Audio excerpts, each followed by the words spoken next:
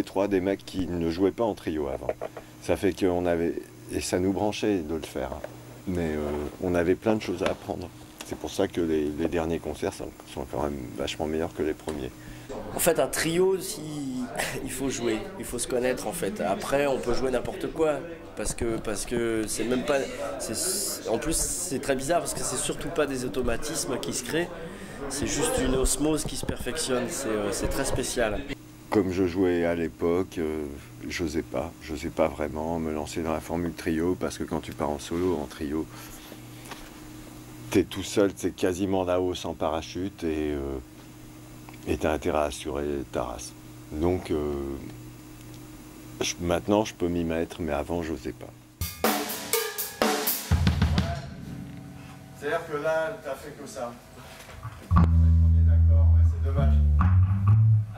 On sait que les choses importantes, tu les apprends sur scène parce que t'es pas dans les mêmes circonstances en studio, c'est pas la même excitation, les idées elles te viennent moins facilement que sur scène.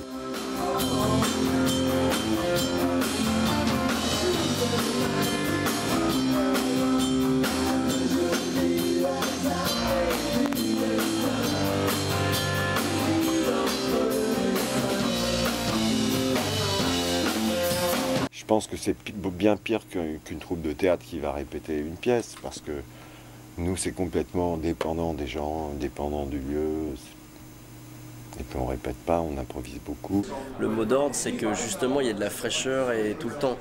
C'est en ça que c'est vachement intéressant.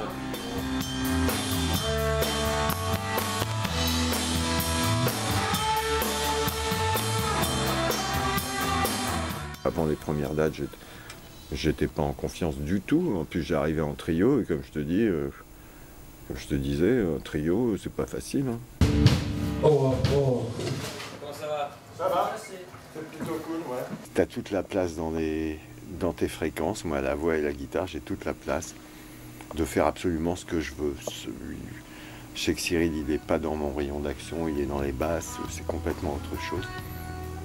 Et c'est un vieux rêve de pouvoir improviser autant que je veux sans avoir besoin de répéter tel passage, pouvoir me lancer n'importe où.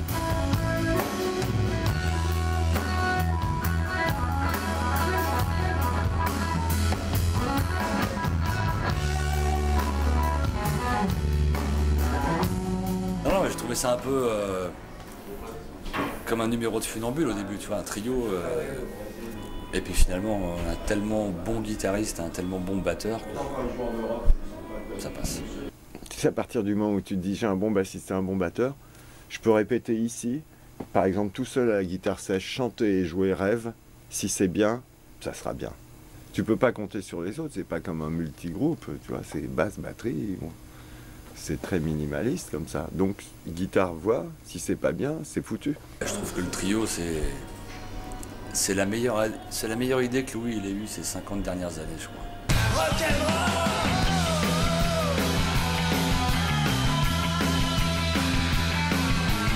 Je ne suis là pour personne, lorsque je téléphone sonne, et pour tout l'amour qu'elle me donne, je ne suis là pour personne.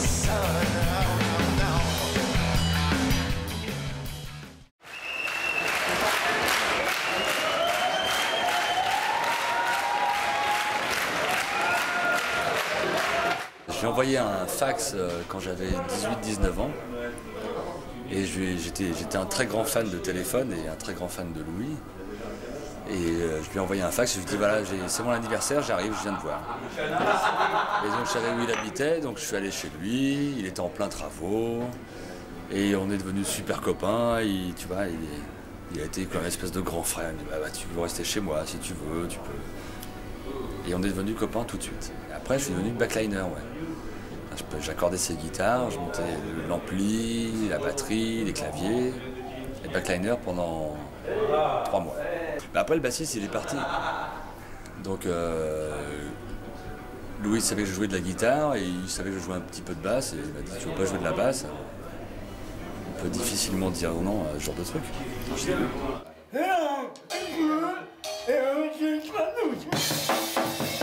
Alors Hervé, je l'ai rencontré à Saint-Barth.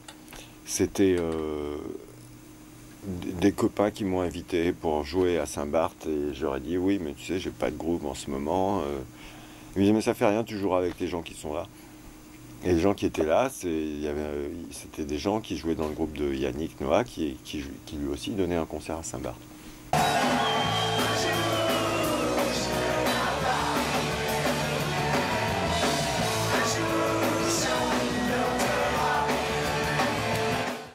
On s'est vu l'après-midi dans la chambre d'hôtel, on a gratouillé, on s'est fait une liste et puis le soir on a joué. Et puis on a mis la guerre, on s'est éclaté. J'ai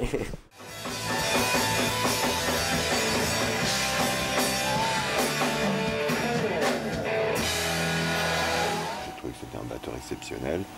Et donc on est devenus copains, je lui ai expliqué, il était content et puis il m'a dit ouais bah quand tu veux, si tu es en train de faire un disque, je viendrai t'aider. Moi le seul truc que j'ai à dire c'est ne l'écoutez pas, cette chèvre elle dit n'importe quoi. Je le trouvais adorable et très marrant et je me disais que le jour où j'allais le présenter à Cyril, ça allait sûrement faire tilt. Et puis ça l'a pas fait du tout parce que c'est quand même... Je l'aimais pas beaucoup au début, Hervé. Je déconne. Et puis ça a fait tilt, ils s'entendent comme de larrons là. On s'est vu un quart de seconde et c'était plié quoi. C'est Tristus et Rigolus en tournée. Et je suis content, c'est un rêve que j'avais, c'était un rêve, je me disais Cyril, plus Hervé, plus moi, ça peut donner vraiment quelque chose, il faut voir. Et mes rêves, c'est être ici, avec ces deux mecs. Devant vos sourires et vos regards. Ouais, mon rêve, c'est avoir une guitare dans les bras et jouer du rock'n'roll. C'est vrai que j'ai pris des mecs qui savaient chanter, c'était nécessaire, parce qu'un chœur tout seul, c'est nul. Il faut deux chœurs, il faut deux voix.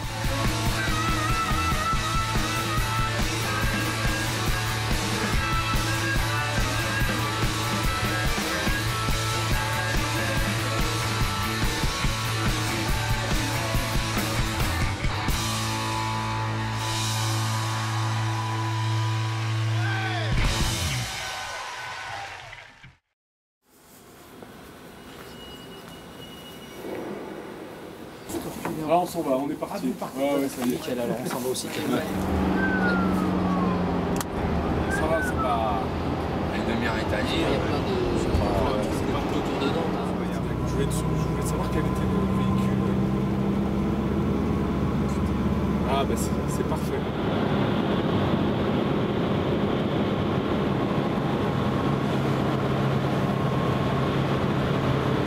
On décharge quel camion d'abord?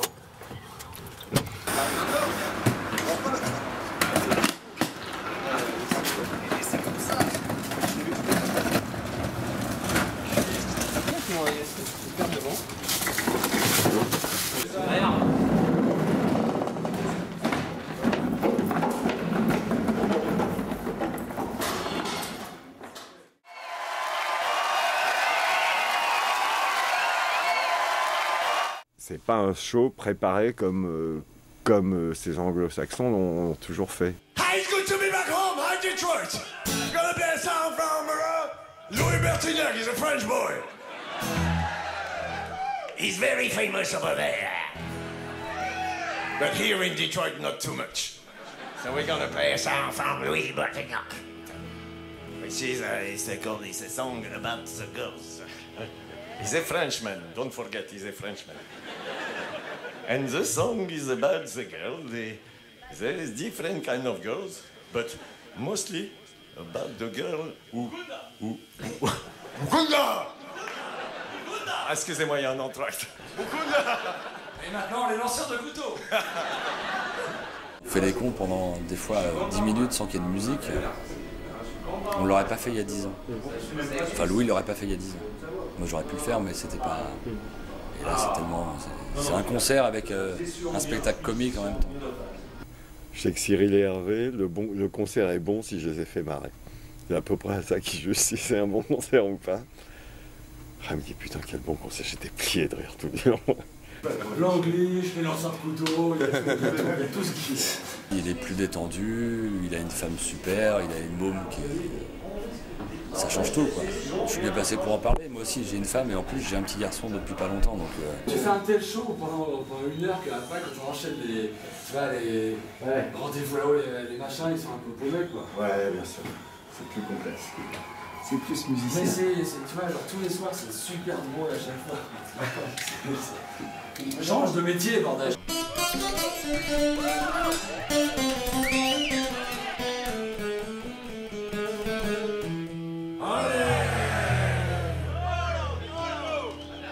Hervé Coster, Hervé Coster, Hervé Coster. C'est un peu la déconnade tout le temps, je peux parler entre deux chansons et en plus je trouve ça plutôt sympa de parler entre deux chansons parce que à part le fait que ça me met bien avec, je me sens bien avec les gens, je me sens ensemble, ça nous laisse le temps de récupérer de l'énergie pour la balancer à la chanson suivante. Alors tous les managers du monde, tous les agents te diront oui, il ne faut pas attendre entre deux chansons parce que le public s'endort. Moi je dis le contraire. Il ne s'endort pas si la musique est bonne. Et si tu enchaînes et enchaînes, la musique ne peut pas être bonne. Cyril Denis, Cyril Denis,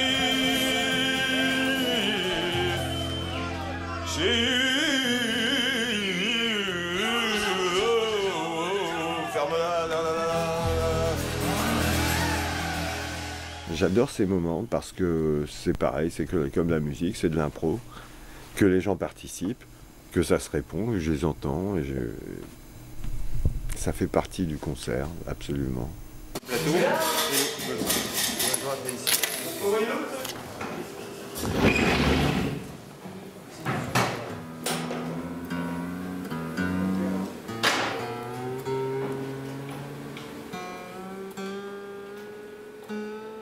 Christian Martin, Monsieur Christian Martin, c'est un musicien déjà à l'origine. Et ce qui est absolument génial avec lui, c'est qu'il est toujours d'accord. La vie est simple avec lui, c'est très agréable. Il a aussi la casquette de musicien depuis presque le début de la tournée. Là, c'est le quatrième mousquetaire.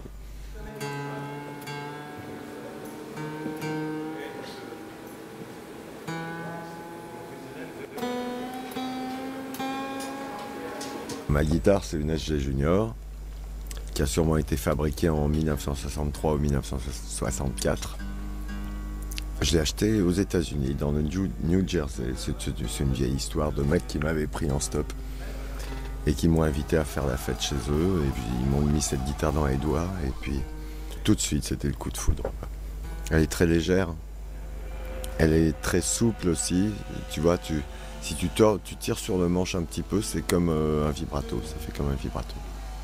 Je l'ai un peu trafiqué avec les années. Je lui ai rajouté des trucs. Par exemple, elle a plus de cases que n'importe quel autre de ce modèle. Elle en a 3 ou 4 en plus. Avant, j'avais un booster. Et maintenant, j'ai 3 boosters. En gros. Enfin, c'est pas des boosters. Il y en a une qui s'appelle Jimi Hendrix et l'autre qui s'appelle Eric Clapton. C'est pas mal par rapport à mes goûts, évidemment, c'est un choix. Plutôt, c'est les noms que j'ai aimés. J'ai mon son avec le premier booster, mon son habituel. Avec le deuxième, j'ai un son un peu plus crade pour des solos. Et avec la troisième, j'ai un son encore plus crade pour des solos encore plus crades.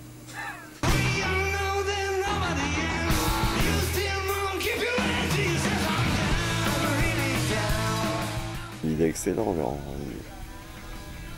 Je ne sais pas s'il aime exactement la même chose que moi, ou alors il a très vite compris ce que j'aimais, mais c'est ce qu'il fait en tout cas.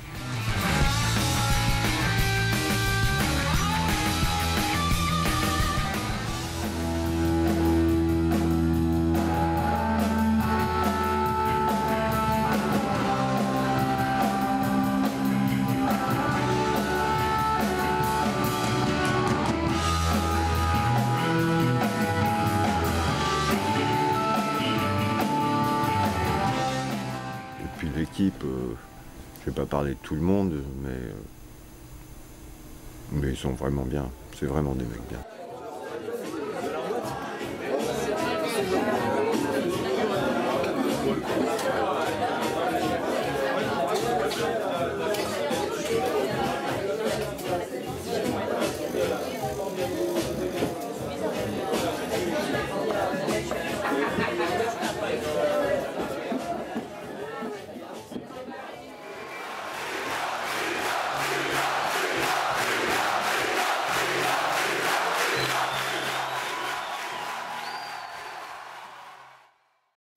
Il n'y a jamais le réveil naturel en tournée parce qu'il y a de la route.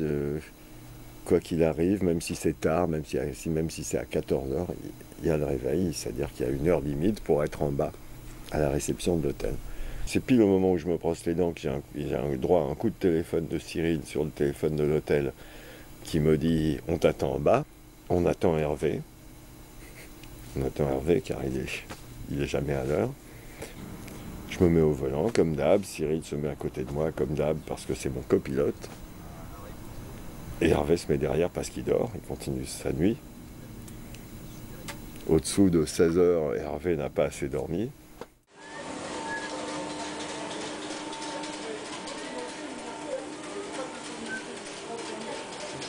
Parfois, tu te dis, putain, toute la journée, voyage d'un train pendant 4 heures, toute cette journée, foutu en l'air juste pour jouer 2 heures, c'est lourd.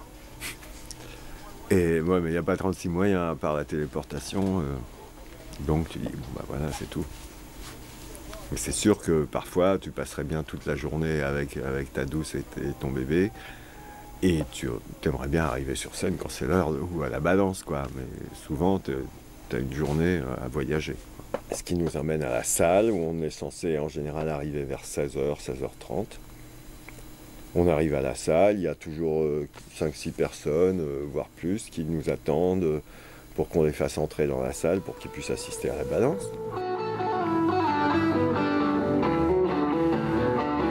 Cyril est extrêmement chaleureux, tu vois, il tutoie tout le monde dès qu'il arrive, il se met tout le monde dans la poche. Hervé est très gentil aussi. Donc on passe des très bons moments en général. Ah, bonjour monsieur. Je repère un peu la scène, la gueule qu'elle a, la gueule de la salle, et puis je vais dans les loges. J'ai trop dormi. Et après ça, eh ben on vient nous chercher parce que c'est l'heure de la balance, ils sont prêts à nous recevoir sur la scène, donc on y va. Il y a une balance. Alors bon, la balance, c'est plein de trucs. C'est plein de réglages. Réglage des micros pour chacun, les micros de chant. Enfin, chacun s'occupe de son instrument.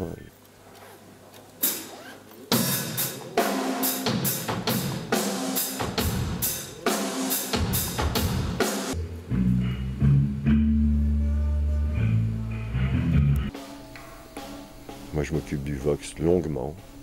Toujours longuement, parce qu'il n'a pas d'équaliseur, il n'a pas de bouton. Le Vox, il a des boutons, mais j'y touche jamais.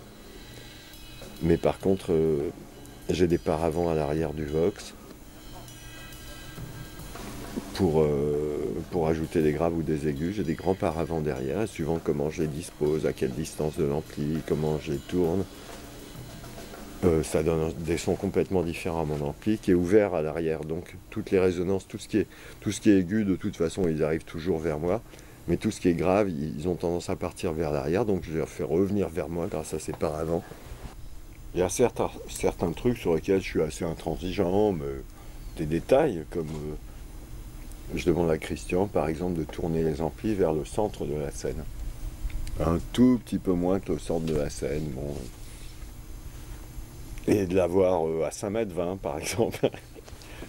Pour des choses comme ça, à 5,20 m du micro, je suis un peu exigeant. Et donc, voilà, quoi, une fois que c'est réglé, de toute façon, c'est jamais vraiment réglé, on y va, on fait un Beatles. Since I saw her standing there, oh, since I saw her standing there. Ou là, une chanson qu'on n'a pas trop appréciée la veille, on a une version différente en tête, donc on essaye.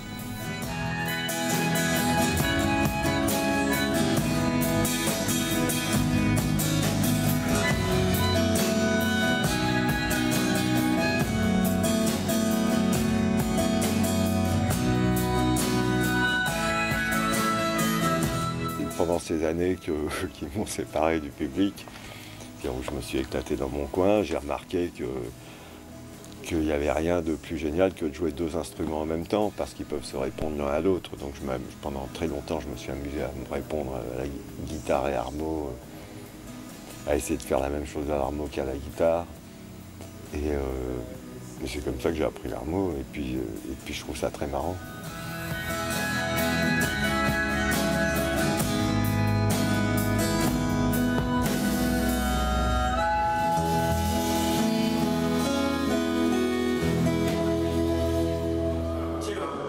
Voilà, ça va aller mieux. Pendant ce temps, on retourne, on demande un peu plus de la voix de machin dans les retours, on recommence, on fait une autre chanson.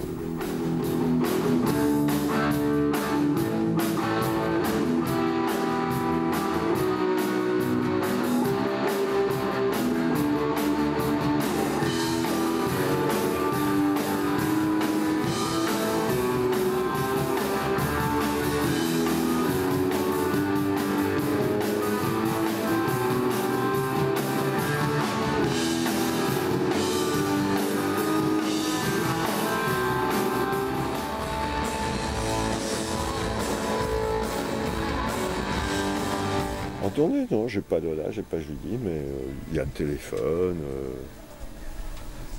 Ça me manque, ça me manque. Mais bon, hein, c'est bien, c'est mon travail.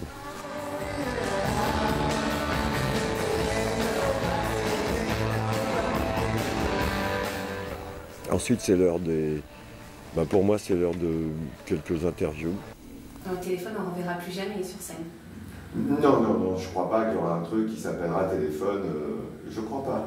Mais si on se retrouve tous les 4 un soir, ouais, on jouera. Ça arrive, mais autant on peut se retrouver et monter sur scène ensemble, autant appeler ça téléphone et arriver, on est 4 personnes, on a fait un truc important il y a longtemps, mais il y a super longtemps, il y a 20 ans, c'est fini. Alors l'autre c'est bonjour, c'est Louis Bertignac, c'est plus compliqué. Alors vous écoutez le 12h-14h avec Coralie. Ouais, ça va bien. C'est bon. Bonjour, c'est Louis Bertignac. Voilà, on recommence. Bonjour, c'est Louis Bertignac. Vous écoutez, répète-moi. Le 12h-14h avec Coralie. Sur RTF si c'est possible. Bonjour, c'est Louis Bertignac. Vous écoutez 12h-14h sur RTF avec Coralie 95.4. C'est un peu comme chocolat, machin. Et le hasard. Là, on a en général 1 heure, 1h30 avant le concert, parfois moins. Fais gaffe quand on arrive dans le rêve, sur le pont là, après les couplets, Ouais. pas qu'on descende. Pas que descendre avec. Now these days are gone, and now I find.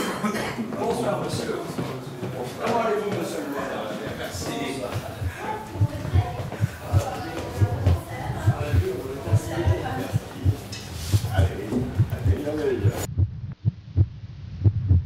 On y va? Par magie, à l'heure du concert, à peu près tout ce qui allait pas dans la journée, ça va. Si t'es crevé, si t'es sur les genoux pendant toute la journée, ce qui arrive en général très couramment, à l'heure du concert, t'es en pleine forme. Après le concert, t'es en pleine forme, et le lendemain, tu te lèves et t'es comme une merde, vraiment. Mais c'est à peu près tous les jours comme ça.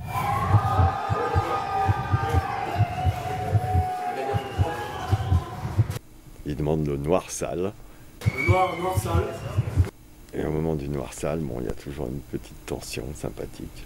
Coca. Coca. On y va? Allez, allez.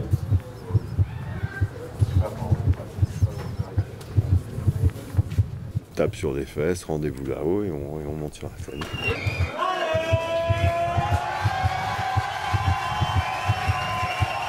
Et hop, bonsoir Mulhouse, c'est Hervé, 2, 3, et c'est parti.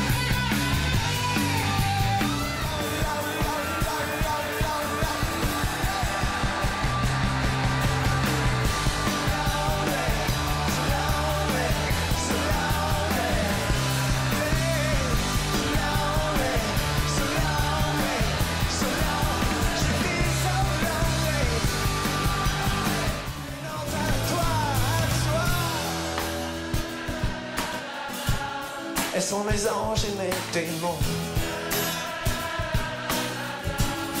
Tu sais, tout ça, ça me donne envie de crier, ça me donne envie de crier. Ça me donne envie de crier.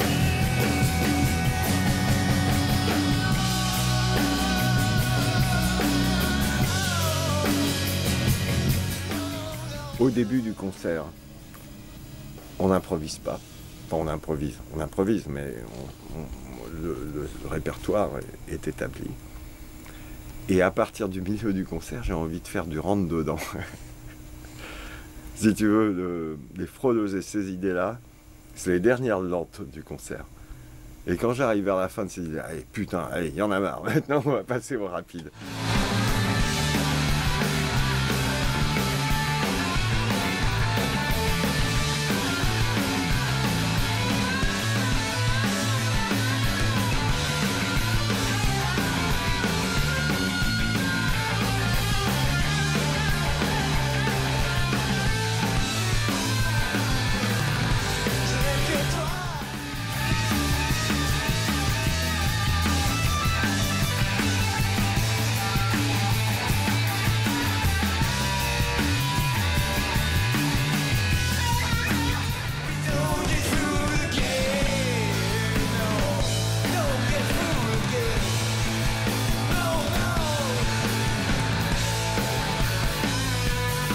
Pas plus gêné de jouer du Beatles que du Téléphone, que du Who. C'est des chansons que j'aime et c'est tout ce qui compte et on les joue, quoi. Et évidemment, ce serait spécialement, je reprendrais 70% de chansons que j'ai fait il y a 30 ans. J'aurais peur qu'on me considère comme un has-been. Et moi aussi, j'aurais peur de me considérer comme un has-been. Donc, je limite quand même. Mais c'est normal de faire des chansons de sa vie, qu'on a composées dans sa vie ou qu'on a aimé dans sa vie, c'est normal.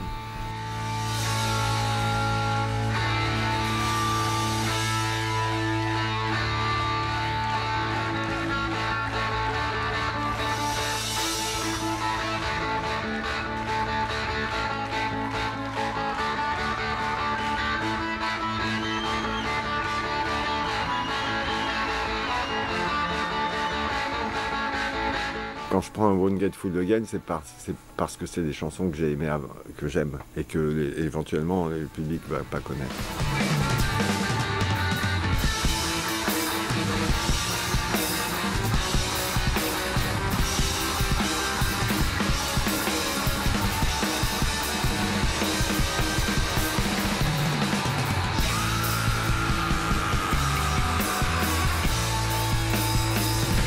Quand je fais un Satisfaction, parfois en fin de concert ou un autre monde, c'est pour eux. C'est parce que je sais que ça va plus les éclater et qu'ils vont donner. Et la lune est si blonde, elle se idée ce soir, danse les ombres.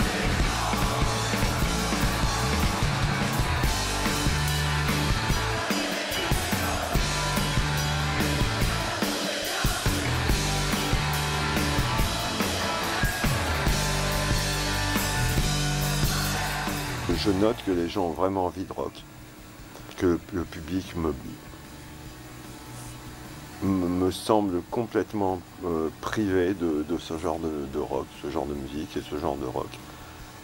Et ils ont l'air tellement contents que je me sens une âme de médecin un peu. Il y a beaucoup de gens à soigner, donc voilà, on prend la mallette et on décide d'aller soigner les gens. J'ai pas envie de finir un concert avec des choses douces. J'ai envie que ça monte, j'ai envie que les gens qui se bougent, j'ai envie de les faire danser, j'ai pas tellement envie de les faire redevenir réceptifs.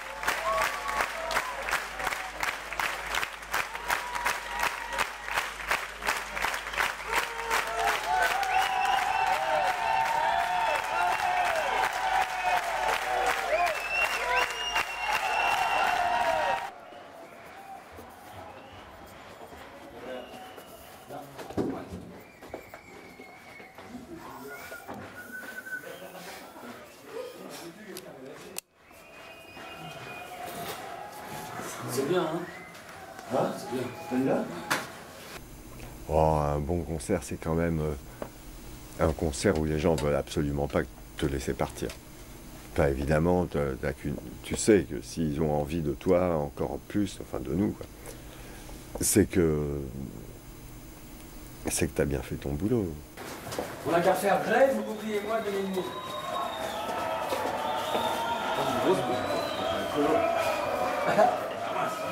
Merci. Qu'est-ce qu'on fait alors? Là on est bien, on a encore un peu de voix, on a pas de problème à jouer. On mange pas. Je suis le fou familier. Allez, tout ce qui sert pas, on ne dit pas.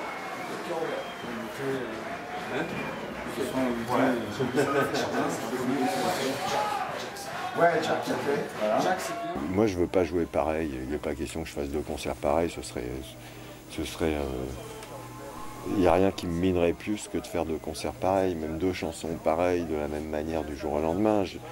Si je l'ai faite comme si la veille, il faudra que je la fasse comme autrement le lendemain, parce que sinon j'ai l'impression d'être mort. Il y a quelque chose qui ne va pas. Ce serait dramatique. Et après le concert, c'est royal, tout va bien. Bon, moi je peux faire la gueule parce que je suis jamais content, alors j'essaie toujours d'avoir une opinion, de dire ce qui allait pas pour que ça soit mieux, mais en fait je trouve toujours une petite connerie à dire, mais bon. À la place du fa, tu faisais le ré, et à la place du ré, tu faisais le fa. Oui. Et je me disais, bon, putain, Ça marche aussi. Ça va avec la mélodie aussi, mais bon, c'est mieux de faire le vrai. Alors si les autres se sont éclatés, ils m'écoutent pas. Et si les autres ont des doutes, ils m'écoutent. Et si je dis que c'était pas terrible, ils vont flipper.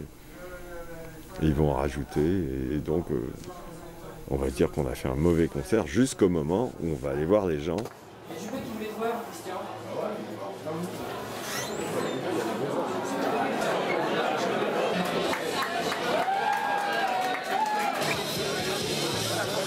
Et en général, les gens sont éclatés, ils sont très contents du concert, donc ça nous met de bonne humeur. Même si on a eu l'impression de faire un mauvais concert, de voir tous ces gens éclatés, on se dit que on a rempli notre mission. Et puis c'est pas notre avis qui compte, c'est leur, c'est pour eux qu'on est là. Parfois, je pensais que le concert était pourri et que les gens que je croise après me disent mais putain, c'était votre plus beau concert. Je commence à me dire que mon opinion n'a aucune importance. Mon avis, c'est pas mon concert. Moi, je joue, je fais mon métier, je joue. C'est pas à moi de juger s'il est bien ou pas. On fait ce qu'on peut. C'est pour ça que c'est très sympa d'aller voir les gens après. Parce qu'on a la récompense de notre travail. À l'époque de Télèf, on ne les rencontrait jamais. On était tout le temps cloîtrés dans notre truc. Et on avait tout le temps l'impression d'avoir fait un mauvais concert.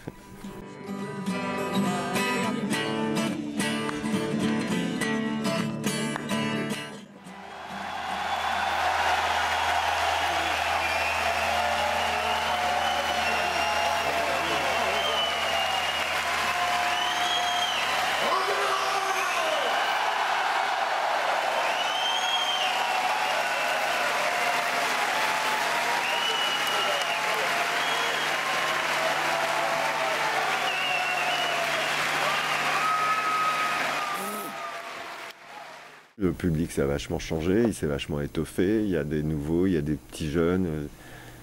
Et ils sont géniaux d'ailleurs, j'adore les gosses là qui viennent.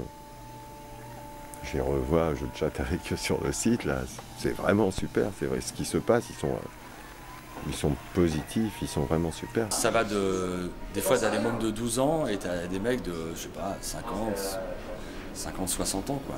En général, les premiers rangs, c'est tous des musiciens, c'est des mecs qui sont comme ça, devant la guitare ou la basse.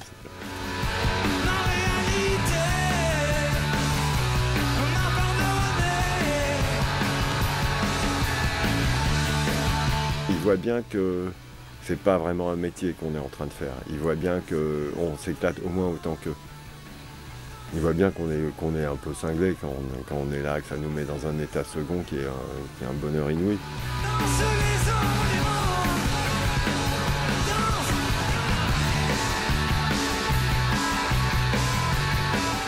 Avant, le rock était peut-être c'était même sûrement un truc de discorde entre parents-enfants, et on voit vachement maintenant de mecs qui amènent leurs gosses au concert, et puis nous on les voit, on est sur scène, et puis on voit les gosses qui regardent leur phaser comme ça, genre putain mais tu t'éclates sur les mêmes choses que moi. Bah avant il y avait que des fans de guitare quoi, qui venaient de temps en temps avec leur gonzesse. Et là, non, il y a tout. Il y a ceux qui ont aimé Carla Bruni, il y a ceux qui aiment longtemps, il y a ceux qui aiment la guitare, il y a ceux qui aiment le batteur. Moi, ils sont 4 en France. J'ai pas le souvenir que les gens chantaient par cœur les chansons sur 96. Alors que sur longtemps, au bout de 3 mois de tournée, on arrivait à Carplouse dans le Morbihan ou à n'importe où. Ils connaissaient Jojo, ils connaissaient Rêver d'elle, ils connaissaient pas des chansons forcément en plus, tu vois, qui sortaient de l'album, mais Rêver d'elle, elle n'est pas sortie en single. L'album était sorti depuis 2-3 mois, et les gens connaissaient les paroles par cœur.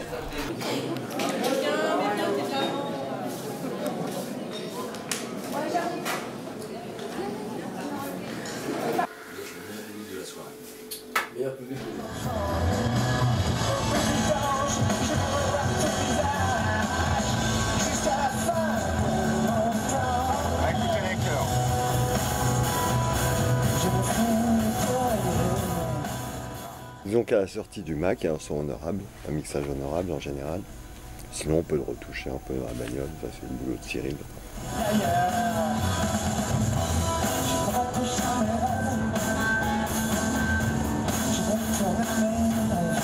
Il y a plein de concerts où on sort, on dit oh putain c'était nul, j'ai joué comme une merde et machin. Puis on fout le truc dans la bagnole, on dit putain mais c'était pas mal quand même.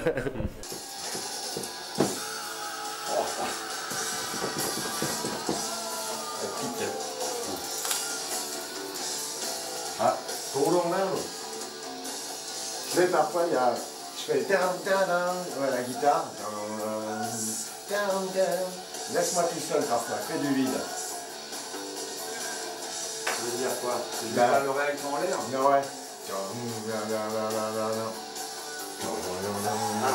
Comme tu fais à l'intro, c'est royal, c'est énorme. Il faut absolument que tu me fasses. Bon, normalement je le sais, mais juste un tout petit geste un peu plus précis pour les fins comme tout ça, genre. Je sais pas si tu te rappelles, à la fin de ce morceau-là, je me suis arrêté, je regardais pas et je me suis arrêté, je sais pas pourquoi, je me suis retourné et c'était la fin. Et on s'est regardé et. T'as bien dit ce qu'il fallait dire.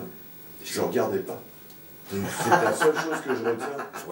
Je regardais pas Hervé et toi. Je regardais le public, je respecte le public. Tu respectes le public. Quel bon rêve. Elle perd sans se froisser pour tout ce qui est passé, pour tout ce qui est perdu. Elle pleure. J'ai pas fait cet album longtemps, un peu doux, pour qu'ils se disent, en me disant, quand je vais arriver sur scène, ça va les surprendre d'avoir du vrai rock'n'roll. Mais je suis content. Je suis content de la surprise, parce que je sais que, bon, tu vois, quand tu te retrouves aux Vieilles Charrues, par exemple, devant 50 000 mecs, tu sais qu'il y en a qui ont entendu « Je joue » à la radio. Donc ils se disent « Ah ouais, c'est pas mal, c'est sympa. C'est un peu rock. On va aller voir. » Et ouais, je suis ravi qu'ils s'attendent à un peu de rock, mais que ça leur mette une grande claque. Ouais, c'est béni, ouais. Parce que ça me renforce, ça me donne de la force. Parce que quand tu arrives devant 50 000 mecs et dont il n'y en a que 2000 qui te connaissent, évidemment, tu as un peu les jetons, donc tu as envie au départ de les convaincre. Le premier truc, c'est qu'il faut les convaincre. Alors évidemment, quand tu arrives avec un truc plus rock que ce à quoi ils s'attendaient, ouais, tu sais que tu as un atout dans la poche. Tu te dis, attends, c'est trop beau comme job. C'est vrai que c'est très beau comme job. Moi, j'adore jouer sur scène et je ferai ça toute ma vie.